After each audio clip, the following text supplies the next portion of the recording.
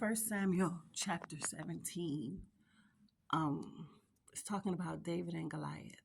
It's talking about a young boy, a young shepherd boy, who was a small, I don't know how old he was. I have heard people say it, a young shepherd boy.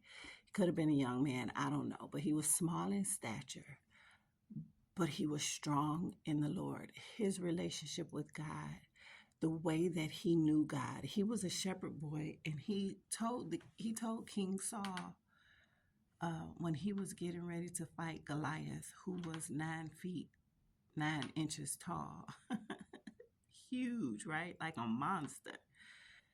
When David told King Saul that he was willing to fight Goliath because he was disrespecting his God, he was like, King Saul was like, you can't do that.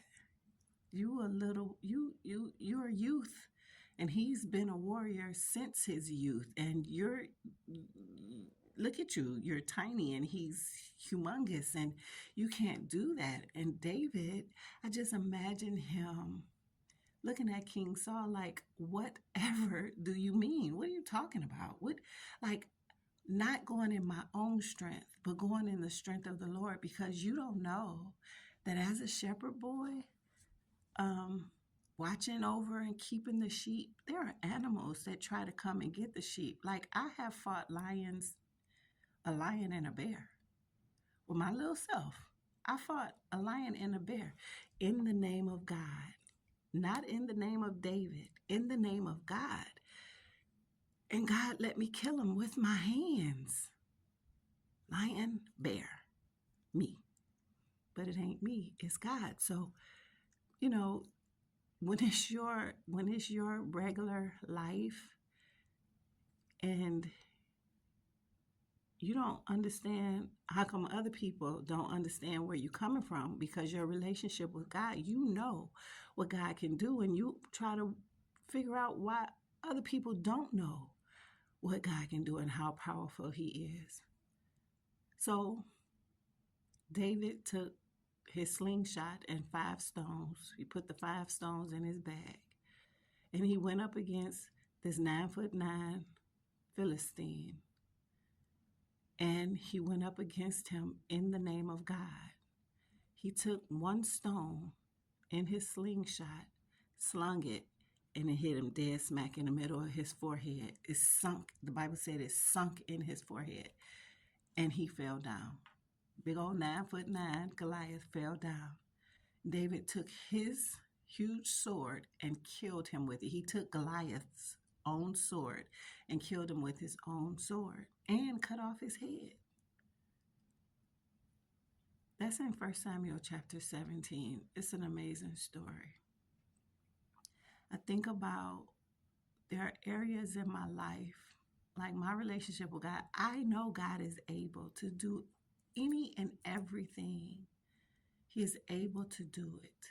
And there are some areas in my life where I am so gun-ho and strong concerning that. Like, I'm not fearing because God is in control. He's my father. He loves me. Whatever is going to be is going to be. I look for him to give me what I'm supposed to do or not in different situations, and I trust him to do everything else. Tell me what to do. How many parts do I have in this? What am I supposed to do in this situation? And I trust you're going to do everything else. I mean, and I have peace with it. I feel like David in that. Like, what you mean? Why you don't have peace? But to be honest, there are other areas in my life where I kind of waver. And that's crazy to me because he's still the same God in every situation, right? In every situation, he is the same God. But I can be so strong in him concerning one thing and then feeling kind of weak about it in another. But I have to say, even when I feel weak about something, my end result, my bottom line is, God, I know you're able. And I just ask that you help me, even in my fear, even in my doubt, even in my questions. Just help me to be sensitive to your voice so I can hear you tell me what you would have me to do, even if it's nothing, even if it's just simply trusting you, being still and knowing that you are God and allow you to do everything. And my part is just to be still and silent. The story of David and Goliath is an encouraging story to see, because I don't know these people. I never met David, I never met Goliath, but the way they are described in my mind, when Goliath falls and David takes his sword and kills him and then cuts off his head, I see David standing on Goliath's chest because Goliath is so big, and I see him trying to saw off his head. That's in my brain, you know. But it's the thing is that whatever is huge in my life, what God is telling me, it doesn't matter because it's not huger than God. It's not bigger or stronger than God. And if I believe he is my Father, my God, who takes care of everything, then I have to give it to him and trust that he will take care of everything. Even though I live in this human body, and sometimes I do worry about stuff. Sometimes, and worrying is just me meditating over it over and over, right? But I have to replace the meditation of the worry and meditate on his word so that I can have peace. 1 Samuel chapter 17. David was tall and strong. He was taller than 9 foot 9 inches in the Lord. He was bigger than 9 foot 9 inches in the Lord.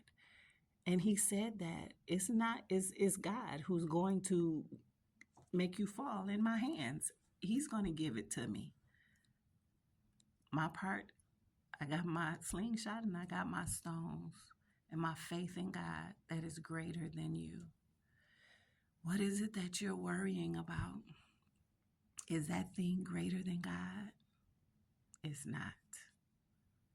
Whatever it is, ask God to help you to see him as he is, greater than the thing. And then ask him to make you sensitive to his urging, his voice, to whatever it is that he needs to reach you to get you to understand that I love you, I got you, and the battle is not yours, it's his. Once you realize that, once you believe that, even though your humanness will still feel the emotions of things, you can, whenever it tries to rise up in you, you can rest in peace. You can live in peace, knowing that God is in control because he is. You just got to believe it. And then watch him move in your life. Listen, y'all, don't praise me. Praise God who gave it to me to share with you. I love you.